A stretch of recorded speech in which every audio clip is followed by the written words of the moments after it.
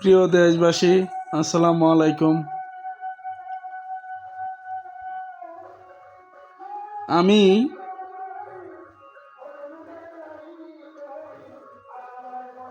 ফেসবুকের লাইভে আসার একটা কারণ হলো, নির্বাচন আসবে, নির্বাচন যাবে, নেতার ছেলে নেতা হবে, নেতার ছেলে ইঞ্জিনিয়ার প্রকৌশলী হবে।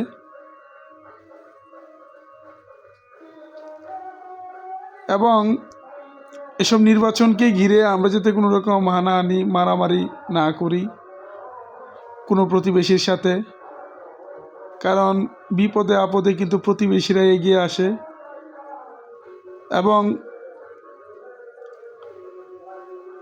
নেতারা কিন্তু এগিয়ে আসবে না। কারণ এদেশে নেতারা শুধু সাধারণ পাবলিককে লাগায় দিয়ে তারা কিন্তু মজা এবং হাসি ঠাট্টামি করে।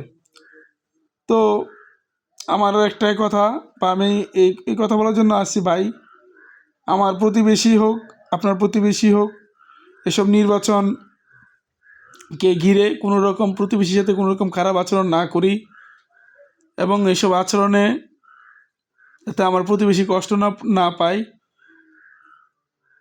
কারণ আমার যখন বিপদ আসে তখন কিন্তু প্রতিবেশীরা এগিয়ে আসবে, কোনো নেতা এগিয়ে আসবে না, কোনো নেতার ছেলে এগিয়ে আসবে না। কারণ তারা উন্নত দেশে গিয়ে, বা নির্বাচনের ফলাফল যদি ভালো না হয়, তারা উন্নত দেশে চলে যাবে। আর উন্নত দেশে চলে গেলে